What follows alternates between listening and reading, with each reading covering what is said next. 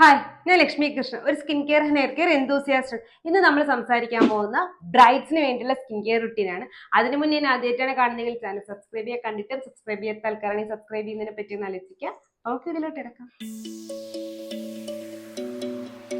First ഞാൻ പറയാൻ പോണ ഏറ്റവും ഇമ്പോർട്ടൻ്റ് ആയിട്ടുള്ള കാര്യമാണ്, നിങ്ങൾക്ക് സിവിയർ ആയിട്ടുള്ള ആക്നി, സിവിയർ ആയിട്ടുള്ള പിഗ്മെന്റേഷൻ അങ്ങനെ എന്തെങ്കിലും ഉണ്ടെങ്കിൽ, അതല്ലെങ്കിൽ നിങ്ങൾക്ക് ഇതിന് മുന്നേ സ്കിന്നിൽ എന്തെങ്കിലും ഫ്ലെയർ ഔട്ട്സ്, അതായത് സ്കിന്നിൽ എന്തെങ്കിലും പ്രോബ്ലംസ് വന്നിട്ടുണ്ടെങ്കിൽ, നിങ്ങൾ ബ്രൈഡൽ മേക്കപ്പിന് അതല്ലെങ്കിൽ ബ്രൈഡൽ സ്കിൻ കെയർ റുട്ടീന് മുന്നേ തന്നെ മസ്റ്റായിട്ട് നിങ്ങളൊരു ഡോക്ടറിനെ പോയി, അതായത് പ്രത്യേകിച്ചും ഡെർമറ്റോളജിസ്റ്റിനെ പോയി കണ്ട് അവരുടെ അഡ്വൈസ് ഉറപ്പായിട്ടും എടുക്കുക. കാരണം നമുക്ക് ഒരുപാട് അഡ്വാൻസ്ഡ് ട്രീറ്റ്മെന്റ്സിനും അവൈലബിൾ ആയിട്ടുണ്ട്. ലേസർ ട്രീറ്റ്മെന്റ്, അതുപോലെ തന്നെ നമുക്ക് ഇഞ്ചെക്ഷൻസ് ഒക്കെ, അങ്ങനെ ഒരുപാട് സാധനങ്ങൾ അഡ്വൈസ് ചെയ്യാൻ പറ്റും ഡെർമറ്റോളജിസ്റ്റുകൾക്ക്. അപ്പൊ അവരെ പോയി കണ്ടിട്ട് അതിന് ട്രീറ്റ്മെന്റ് എടുക്കുക എന്നുള്ളത് ഏറ്റവും ഇമ്പോർട്ടൻ്റ് ആയിട്ടുള്ള കാര്യമാണ്. അതല്ലാന്നുണ്ടെങ്കിൽ ചിലപ്പോൾ നമ്മൾ നോർമൽ സ്കിൻ കെയർ ചെയ്യുമ്പോഴത്തേക്ക് നമുക്കത് ചിലപ്പോൾ എഫക്റ്റീവ് ആവണം എന്നില്ല, നിങ്ങൾ ഉദ്ദേശിക്കുന്ന റിസൾട്ട് ഒരിക്കലും കിട്ടത്തില്ല. കാരണം എനിക്കറിയാം, കാരണം ഞാൻ മാരീഡാണ്. എനിക്കറിയാം നമ്മൾ ആ ഒരു സമയത്ത്, അതായത് നമ്മുടെ ഒരു ബ്രൈഡൽ സമയത്ത് അല്ലെങ്കിൽ കല്യാണ സമയത്ത് നമുക്ക് എല്ലാ പ്രാവശ്യത്തെക്കാളും ഒരു എക്സ്ട്രാ ഗ്ലോ ബോഡിയിലായാലും ഫുള്ള് നമ്മൾ നോക്കുന്ന ഒരു സമയം. അപ്പൊ ഞാൻ ബേസിക്കലി ഫോളോ ചെയ്ത സ്കിൻ കെയർ റുട്ടീൻ ഞാൻ പറഞ്ഞുതരാം.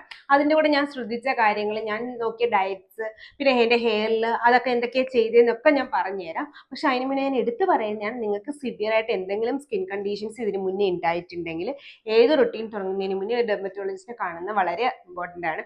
അതല്ല നിങ്ങൾക്ക് ഒരു പ്രശ്നം ഇല്ലെങ്കിലും ഒരു അഡ്വൈസ് എടുക്കുന്നത് എപ്പോഴും നന്നായിട്ടുള്ള കാര്യമാണ്. പ്രത്യേകിച്ച് നിങ്ങൾക്ക് എക്സീവായിട്ട് ഹെയർ ഗ്രോത്ത് ഉണ്ടെങ്കിൽ, ഹെയർ ഗ്രോത്ത് പ്രോബ്ലം ആണ് എന്നല്ല ഞാൻ പറയുന്നത്, പക്ഷേ നമുക്ക് ഫ്രാങ്ക് ആയിട്ട് പറഞ്ഞു കഴിഞ്ഞാൽ നമ്മൾ ബ്രൈഡൽ മേക്കപ്പിന്റെ ടൈമിൽ നമുക്ക് ഹെയർ ഉണ്ടെങ്കിൽ നമ്മൾ ചെയ്യുമ്പോൾ ഉള്ള മേക്കപ്പ്, ഹെയർ ഇല്ലാത്തപ്പോൾ ചെയ്യുമ്പോൾ ഉള്ള മേക്കപ്പ് തമ്മിൽ വ്യത്യാസം ഉണ്ട് എന്നുള്ളത് സത്യമാണ്. അപ്പൊ ആ ഒരു ഡിഫറൻസ് ഒക്കെ ഉള്ളത് കൊണ്ട് നമുക്ക് ഹെയർ റിഡക്ഷൻ ഒക്കെ വേണം എന്നുണ്ടെങ്കിൽ അത് ഒരുപാട് നാളിന് മുന്നേ നമ്മളിപ്പോൾ ചെയ്യേണ്ടത് വളരെ ഇമ്പോർട്ടൻ്റ് ആണ്. പിന്നെ സ്കിൻ കെയർ കല്യാണത്തിന് ഒരാഴ്ച മുന്നേ, 2 ആഴ്ച മുന്നേ, 2 ദിവസം മുന്നേ ഒന്നും സ്റ്റാർട്ട് ചെയ്തിട്ട് കാര്യമില്ല. മിനിമം ഒരു 3 to 4 weeks മുന്നേ 4 months മുന്നേ സ്റ്റാർട്ട് ചെയ്യുക. ഇപ്പൊ പിന്നെ ക്വിക്ക് ബ്രൈഡ് ആണെങ്കിൽ, അത് പെട്ടെന്നുള്ള ബ്രൈഡ് ആണെങ്കിൽ ഞാൻ നിങ്ങളുടെ അടുത്ത് പറയും, നിങ്ങൾ ബേസിക്കലി ഒന്നും ചെയ്യാത്തതായിരിക്കും ഒരു പരിധി വരെ നല്ലത്. അതല്ലെങ്കിൽ ഡെർമറ്റോളജിസ്റ്റിനെ കണ്ടിട്ട് അഡ്വൈസ് എടുക്കുന്നതായിരിക്കും നല്ലത്. കാരണം ക്വിക്കായിട്ട് നമുക്ക് ഒരിക്കലും സ്കിൻ കെയർ പ്രിപ്പയർ ചെയ്യാൻ അത്ര ഈസി ആയിട്ടുള്ള കാര്യമല്ല. കാരണം എന്ന് വെച്ചാൽ ഇപ്പൊ നമ്മൾ അങ്ങനെ ചെയ്യുമ്പോഴത്തേക്ക് അതിന്റെ റിസൾട്ട് കിട്ടത്തില്ല. പിന്നെ നമ്മൾ പാർലറിൽ പോയിട്ട് ചെയ്യുന്ന ട്രീറ്റ്മെന്റൊക്കെ നമുക്ക് ആ ഒരു പർട്ടിക്കുലർ ഡേ വരെ നമുക്ക് എന്തായാലും ഗ്ലോ കിട്ടും. അതിനുശേഷം അതെങ്ങനെ പോകും എന്നുള്ളത് വേറെ കാര്യമാണ്. പക്ഷെ ആ ഡേ വരെ നമുക്ക് എന്തായാലും ഗ്ലോ കിട്ടാൻ പാർലർ മേക്കപ്പ് ഹെൽപ്പ് ചെയ്യും. പക്ഷേ അതിനു മുന്നേ ശ്രദ്ധിക്കേണ്ടത്, പാർലറിൽ പോകുന്നതിന് മുന്നേ ഫേസിലുള്ള വാക്സിങ്, ത്രെഡിങ് ഒന്നും ചെയ്യാത്ത ആൾക്കാരാണെങ്കിൽ ഡെഫിനറ്റ്ലി അതൊക്കെ മുന്നേ ട്രൈ ചെയ്ത് നോക്കുക എന്നുള്ളത് ഇമ്പോർട്ടൻ്റ് ആയിട്ടുള്ള കാര്യമാണ്. ഇതൊരു ഓൾ ആൻഡ് ജനറൽ കാര്യമാണ്. ഇനി നമുക്ക് ഡീറ്റെയിൽ ആയിട്ടുള്ള വീഡിയോയിലോട്ട് പോകാം. സ്കിൻ കെയറിനൊക്കെ മുന്നേ നമ്മൾ നോക്കേണ്ടത് ഒരു ഹെൽത്തി ഡയറ്റിലോട്ട് പോകുക എന്നുള്ളതാണ്. മാക്സിമം ജങ്ക് ഫുഡ്സ്, അതുപോലെ തന്നെ ചോക്ലേറ്റ്സ്, അങ്ങനത്തെയുള്ള സാധനങ്ങളൊക്കെ നിങ്ങൾക്ക് മൂക്കുരി തരുന്നുണ്ടെങ്കിൽ അതെല്ലാം അവോയ്ഡ് ചെയ്യാനായിട്ട് ശ്രദ്ധിക്കുക. ഹെൽത്തി ഡയറ്റിലോട്ട്, ഹോം മെയ്ഡ് ഫുഡിലോട്ട് പോകാനായിട്ട് ശ്രദ്ധിക്കുക. ഹോസ്റ്റലിലാണെങ്കിൽ നമുക്ക് പറ്റുന്നിടത്തോളം ഹെൽത്തി ഡയറ്റിലോട്ട് പോകാനായിട്ട് ശ്രദ്ധിക്കുക. ഗ്രീൻ വെജിറ്റബിൾസ്, സ്പ്രൗട്ട്സ് ഒക്കെ നമുക്ക് വീട്ടിൽ ഹോസ്റ്റലിലാണെങ്കിൽ പോലും നമുക്ക് ഉണ്ടാക്കാൻ പറ്റും. സ്പ്രൗട്ട്സ് അങ്ങനത്തെ സാധനങ്ങളിലോട്ടൊക്കെ ഇൻവെസ്റ്റ് ചെയ്യാൻ ശ്രദ്ധിക്കുക. ഞാൻ ചെയ്ത കാര്യങ്ങളാട്ടോ അതൊക്കെ. ഞാൻ പൊതുവേ അധികം ഹെൽത്തി ഫുഡേ അവോയ്ഡ് ചെയ്യുന്ന ആളാണ് ബേസിക്കലി. ഞാൻ ഒരുപാട് ഫുഡി അല്ല. പക്ഷെ എന്നാലും ആ ഒരു ബ്രൈഡലിന്റെ ടൈമിൽ ഞാൻ ചെയ്തത് വെച്ചാൽ ഹെൽത്തി ഡയറ്റ് ഫോളോ ചെയ്യാനായിട്ട് നന്നായിട്ട് ശ്രദ്ധിച്ചു. ഞാൻ കഴിച്ചെനിക്ക് സ്പ്രൗട്ട്സ് ഇഷ്ടമായതുകൊണ്ട് ഞാൻ സ്പ്രൗട്ട്സിലോട്ട് കോൺസെൻട്രേറ്റ് ചെയ്തു. അതുപോലെ തന്നെ ഞാൻ ഒരുപാട് ഷുഗർ കണ്ടന്റ് ഉള്ള സാധനങ്ങൾ കുറച്ചു. ഡയറ്റ് നന്നായിട്ട് കൺട്രോൾ ചെയ്യാൻ ശ്രമിച്ചു. പിന്നെ വർക്കൗട്ട് ചെയ്യാനായിട്ട് ശ്രമിച്ചു. ഈവൻ ദോ ഞാൻ പ്രോപ്പർ യോഗ പേഴ്സൺ അല്ലെങ്കിൽ പോലും പലപ്പോഴൊക്കെ യോഗ എന്താ പറയുന്നത് ചെയ്യുന്ന ആൾക്കായതുകൊണ്ട്, പണ്ട് നന്നായിട്ട് യോഗ ചെയ്തിട്ടുള്ളതുകൊണ്ടും യോഗയിലോട്ടൊക്കെ ഞാനൊന്ന് കോൺസെൻട്രേറ്റ് ചെയ്തു. പിന്നെ ഞാൻ ഡാൻസ് കളിക്കുന്നുണ്ട്, അതിലോട്ടൊന്ന് കോൺസെൻട്രേറ്റ് ചെയ്തു. കാരണം ബോഡി ഒന്ന് ഹെൽത്തി ആക്കാനായിട്ട് ഇത്ര കാര്യങ്ങളാണ് ഞാൻ ജനറൽ ആയിട്ട് ചെയ്തത്. പിന്നെ ഹെൽത്തി ഡയറ്റിന് ഞാൻ കഴിച്ചതാണ് സ്പ്രൗട്ട്സ്, അതുപോലെ അരി ആഹാരം എനിക്ക് ഇഷ്ടമല്ലാത്തതാണ് ഞാൻ അത് കുറച്ചിട്ട് ഞാൻ കൂടുതലായിട്ടും ചപ്പാത്തി, ബ്രെഡ്, വീറ്റ് ബ്രെഡ് അതിലോട്ടൊക്കെ കോൺസെൻട്രേറ്റ് ചെയ്തു. ഓട്സ്, ഇതൊക്കെയായിരുന്നു എൻ്റെ മെയിൻ ആയിട്ടുള്ള ഡയറ്റ്സ്. പിന്നെ ഹെൽത്തി ഡയറ്റിന്റെ കൂടെ ഞാൻ കുറച്ച് സപ്ലിമെന്റ്സ് എടുത്തു. ഞാൻ ബയോട്ടിൻ സപ്ലിമെന്റ് എടുത്തായിരുന്നു. കാരണം എനിക്ക് ബയോട്ടിൻ ഡെഫിഷ്യൻസി ഉള്ളതുകൊണ്ട് ഞാൻ biotin supplements, vitamin D supplements, vitamin B സപ്ലിമെന്റ്സും ഒക്കെ ഞാൻ ഡോക്ടറിന്റെ അടുത്ത് ചോദിച്ചിട്ട് എടുത്തിട്ടുണ്ടായിരുന്നു. അപ്പൊ അതൊക്കെ ഒന്ന് ശ്രദ്ധിക്കുന്നത് വളരെ ഇമ്പോർട്ടന്റ് ആണ്. ഇനി സ്കിൻ കെയറിലോട്ട് പോകുമ്പോൾ നമ്മൾ എന്തൊക്കെ ചെയ്യണമെന്ന് പറഞ്ഞുതരാം. ഞാനിപ്പോൾ പറയാൻ പോകുന്ന ഒരു 3 months മുന്നേയുള്ള ബ്രൈഡ്സിന് സ്കിൻ കെയറിനെ പറ്റിയിട്ടാണ്. ഫസ്റ്റ് നിങ്ങൾ നിങ്ങളുടെ സ്കിൻ ടൈപ്പ് ഐഡന്റിഫൈ ചെയ്യുക എന്നുള്ളതാണ്. ഇത് ഭയങ്കര കോംപ്ലിക്കേറ്റഡ് ആണ്, എന്നാൽ വളരെ സിമ്പിൾ ആയിട്ടുള്ള കാര്യമാണ്. അപ്പം ഫസ്റ്റ് നിങ്ങൾക്കൊരു ഐഡിയ ഉണ്ടാവില്ല, നോർമൽ ആണോ, ഡ്രൈ ആണോ, കോമ്പിനേഷൻ ആണോ എന്നുള്ളൊരു ഇതിന്റെ മൂന്നിന്റെയും ഇടയിൽ എവിടെയൊക്കെ ആയിട്ട് ഇതൊരു സർക്കിൾ ആയിട്ട് കിടക്കുന്നതാണ്. കാരണം നമ്മൾ മറ്റേ മാത്സ് പഠിക്കത്തില്ലേ ഒരു സർക്കിൾ, പേര് പറഞ്ഞു, ആ സർക്കിൾ പോലെ കിടക്കുന്ന ഒരു സാധനമാണ്. ചിലപ്പോൾ നിങ്ങളുടെ ഓയിലി ആയിരിക്കും, ചില സമയത്ത് അത് നോർമലിലോട്ട് പോകും, ചിലപ്പോൾ അത് കോമ്പിനേഷനിലോട്ട് പോകും. അതേ കണക്ക് തന്നെ ഡ്രൈ ആയിരിക്കും, ചിലപ്പോൾ എക്സ്ട്രീമിലി ഡ്രൈ ആവും, ചിലപ്പോൾ നോർമൽ ആയിരിക്കും, ചിലപ്പോൾ കോമ്പിനേഷൻ ഡ്രൈ ആവും. അങ്ങനെയൊക്കെ കിടന്ന് കളിക്കുന്ന ആൾക്കാരാണെങ്കിൽ നിങ്ങൾക്ക് ഇതിനകത്ത് പിക്ക് ചെയ്യാൻ പറ്റുന്ന ഒരു സാധനം ഉണ്ടാവില്ല. ഏറ്റവും കൂടുതൽ പ്രാവശ്യം നിങ്ങളുടെ സ്കിൻ എങ്ങനെയായിരിക്കും അത് പിക്ക് ചെയ്യാം. ഇപ്പോൾ നോർമൽ ടു ഓയിലി അല്ലെങ്കിൽ കോമ്പിനേഷൻ ആണെങ്കിൽ നിങ്ങൾക്ക് ഏറ്റവും കൂടുതൽ ഉണ്ടാവുന്ന ഏതായിരിക്കും അത് പിക്ക് ചെയ്യുക. അപ്പം കോമ്പിനേഷൻ നോർമൽ ആണെങ്കിൽ ഞാൻ പറയും എക്സ്ട്രീംലി ഓയിലി സ്കിൻകാരുടെ റൊട്ടീൻ പിക്ക് ചെയ്യുന്നതായിരിക്കും നിങ്ങൾക്ക് സേഫ്. അതുപോലെ ആയിരിക്കും ഡ്രൈ, എല്ലാത്തിൻ്റെ എക്സ്ട്രീമിലോട്ട് പിക്ക് ചെയ്യുക ശ്രദ്ധിക്കാം.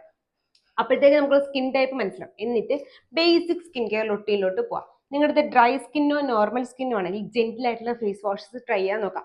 മിനിമലിസ്റ്റിന്റെ ഓട്സ് ക്ലെൻസർ, സെറ്റാഫിലിന്റെ ജെന്റിൽ ക്ലെൻസർ, ടോട്ടാൻഗിയുടെ ജെന്റിൽ ക്ലെൻസർ, അതുപോലെ തന്നെ നമ്മുടെ സിമ്പിളിന്റെ ജെന്റിൽ ക്ലെൻസർ, ഇങ്ങനത്തെ സാധനങ്ങളിലോട്ട് ശ്രദ്ധിക്കാം. ഒരുവിധം എല്ലാ സ്കിൻ ടൈപ്പുകാർക്കും ഇതൊരു ഈ ഒരു ഫേസ് വാഷ് ഫോളോ അപ്പ് ചെയ്യും. നിങ്ങളുടെ ഓയിലി കോമ്പിനേഷൻ നോർമൽ എന്തോ ആയിക്കോട്ടെ, നിങ്ങൾക്ക് ഈ ഒരു ഫേസ് വാഷ്, ഈ ഒരു കൂട്ട ഫേസ് വാഷ് നിങ്ങൾക്ക് എന്തായാലും പിക്ക് ചെയ്യാൻ പറ്റുന്നതാണ്. അതിനുശേഷം നിങ്ങൾ മോയിസ്ചറൈസറിലോട്ട് പോകും. ഇപ്പൊ സെറത്തിനെ പറ്റി ആലോചിക്കേണ്ട, എനിക്കറിയാം സ്കിൻ ബ്രൈറ്റ്നസ് ഒക്കെ നിങ്ങൾക്ക് ഇമ്പോർട്ടൻ്റ് ആണ്, പക്ഷെ ഇപ്പൊ നിങ്ങൾ സെറത്തിനെ പറ്റി ആലോചിക്കേണ്ട ആവശ്യമില്ല.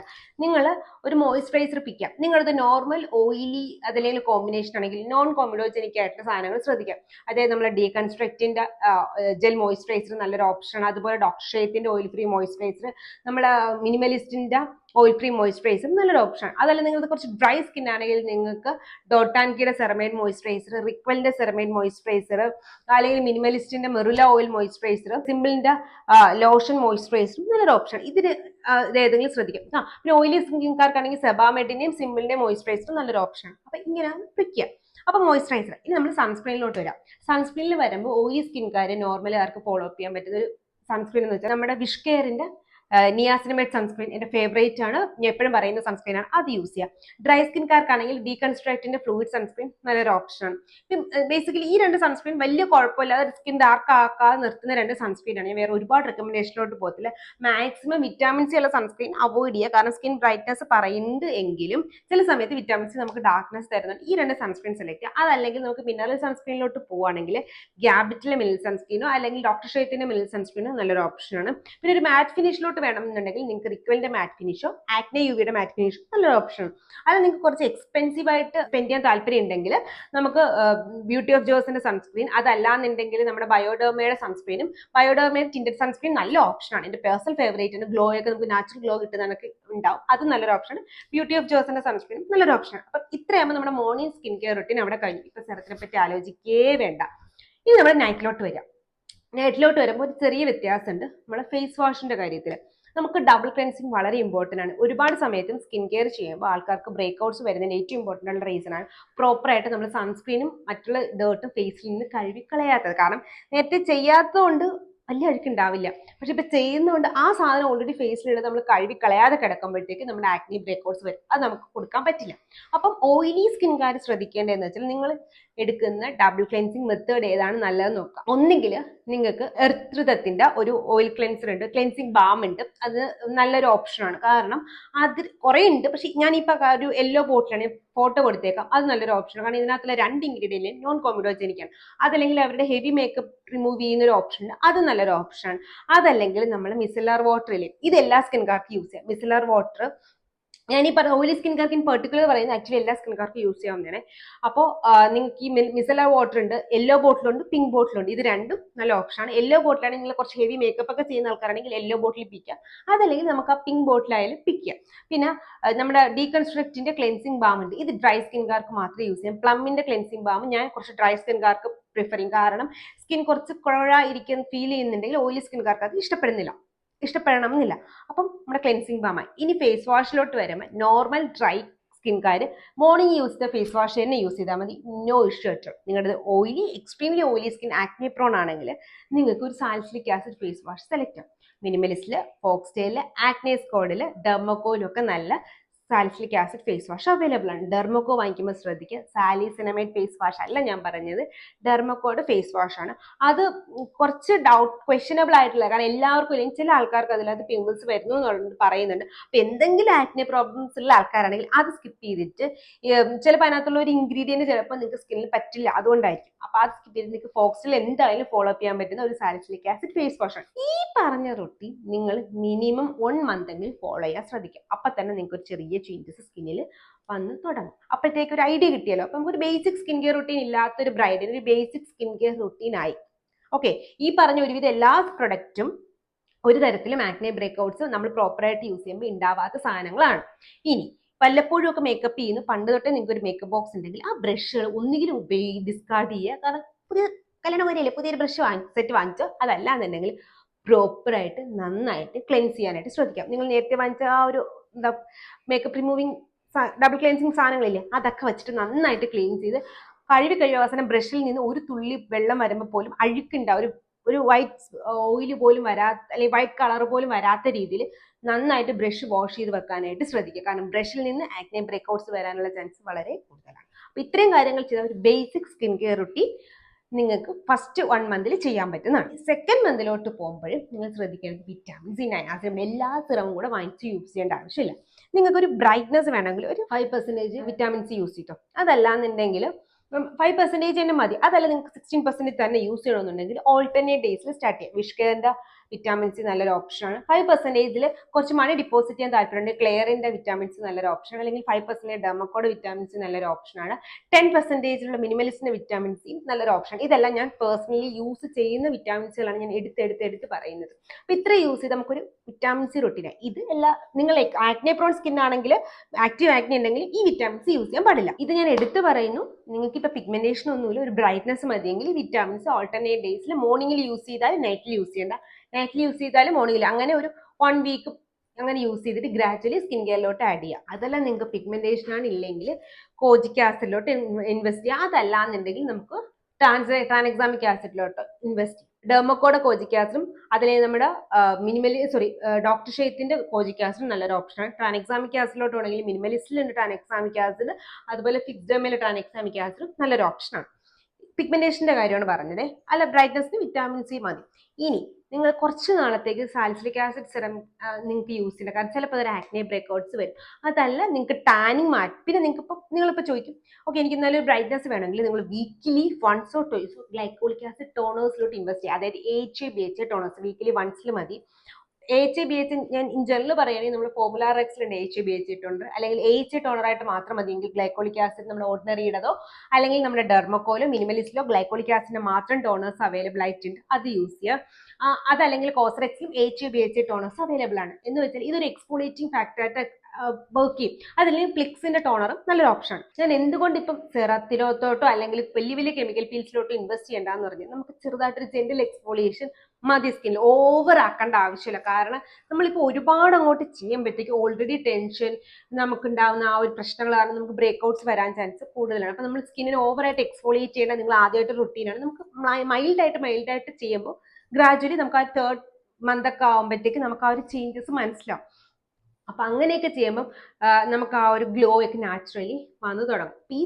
പിന്നെ ശ്രദ്ധിക്കേണ്ടത്, നിങ്ങൾ ഈ AHA ടോണേഴ്സ് യൂസ് ചെയ്യുന്ന, അല്ലെങ്കിൽ AHA BHA ടോണേഴ്സ് യൂസ് ചെയ്യുമ്പോൾ വിറ്റാമിൻ സി സെറം യൂസ് ചെയ്യാൻ പാടില്ല. പക്ഷെ കോജിക് ആസിഡ് സെറമോ ട്രാൻഎക്സാമിക് ആസിഡ് സെറമോ യൂസ് ചെയ്യുന്നതുകൊണ്ട് ഇഷ്യൂ ഇല്ല. അപ്പൊ ഇങ്ങനെയൊക്കെ ചെയ്യുമ്പോഴത്തേക്ക് ഒരു ഫസ്റ്റ് 2 മന്തിൽ തന്നെ നിങ്ങൾക്ക് ആ വ്യത്യാസം കാണും. 3rd month നിങ്ങൾ ഈ റൊട്ടീൻ തന്നെ ഫോളോ അപ്പ് ചെയ്താൽ മതി, നിങ്ങൾക്ക് നല്ല ചേഞ്ചസ് ആണ്. പിന്നെ 3rd month നിങ്ങളൊരു കെമിക്കൽ പീൽ ചെയ്യുക, അതല്ലെങ്കിൽ ഒരു ടാൻ റിമൂവിങ് റൊട്ടീൻ ചെയ്യുക. ഇത് വീട്ടിലല്ല ചെയ്യേണ്ടത്, ഒരു ഡെർമറ്റോളജിസ്റ്റിന്റെ അടുത്തോ കോസ്മെറ്റോളജിസ്റ്റിന്റെ അടുത്തോ പോയി ഇൻ പ്രൊഫഷൻ ചെയ്യാനായിട്ട് ശ്രദ്ധിക്കാം.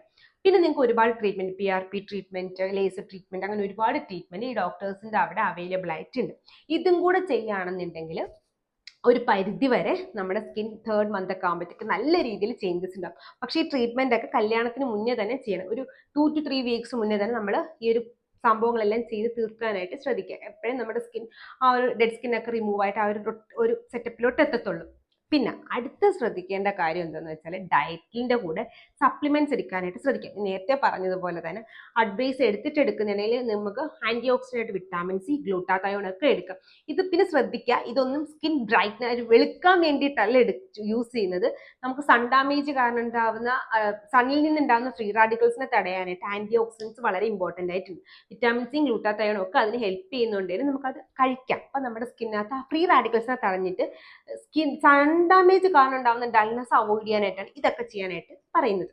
ഇത്രയും ചെയ്യുകയാണെങ്കിൽ ഒരു ബ്രൈഡൽ സ്കിൻ കെയർ റുട്ടീൻ ആയി എന്നുള്ളതാണ്. പിന്നെ ഞാൻ എടുത്തു പറയുന്നു, നിങ്ങൾക്ക് എക്സസീവായിട്ട് എന്തെങ്കിലും സ്കിൻ ഇഷ്യൂസോ പണ്ടൊക്കെ പലപ്പോഴായിട്ട് ആക്നെ ഫ്ലെയർ ഔട്ട്സോ ഒക്കെ ഉണ്ടായിട്ടുള്ള ആൾക്കാരാണെങ്കിൽ മസ്റ്റായിട്ടും ഡെർമറ്റോളജിസ്റ്റിനെ പോയി കണ്ടിട്ടേ ഏത് റൊട്ടീനും ബ്ലൈൻഡ് ആയിട്ട് ഫോളോ അപ്പ് ചെയ്യാൻ പാടുള്ളൂ. അപ്പോൾ ഇതായിരുന്നു ഒരു ബ്രൈഡൽ ബേസിക് റൊട്ടീനെ പറ്റിയുള്ള വീഡിയോ. പക്ഷേ ഇപ്പോഴും ശ്രദ്ധിക്കുക, പാച്ച് ടെസ്റ്റ് ഇമ്പോർട്ടൻ്റ് ആണ്, ഡെർമറ്റോളജിസ്റ്റിന് സിവിയർ പ്രോബ്ലംസ് ഉണ്ടെങ്കിൽ കാണുന്നത് ഇമ്പോർട്ടൻ്റ് ആണ്, PCOSോ PCOD ഒക്കെ ഉണ്ടെങ്കിൽ അതൊക്കെ നോക്കുന്നത് വളരെ ഇമ്പോർട്ടൻ്റ് ആണ്. പിന്നെ എൻ്റെ പേഴ്സണൽ ഒപ്പീനിയനായിട്ട് ഞാൻ പറയുകയാണെങ്കിൽ മാരേജിന് മുന്നേ ഫുൾ ബോഡി ചെക്കപ്പ് എപ്പോഴും നല്ലൊരു ഇതാണ്. കാരണം നമ്മുടെ ബോഡിക്ക് എന്തെങ്കിലും ടയർഡ്നെസ് ഒക്കെ ഉണ്ടെങ്കിൽ അതൊക്കെ ഒന്ന് മാറ്റാനായിട്ട് നല്ലതാണ്. പിന്നെ പറ്റുകയാണെങ്കിൽ ഒരു IV വല്ലപ്പോഴും മാസത്തിലൊരിക്കലും ഒക്കെ എടുക്കുന്നത് നല്ലതാണ്.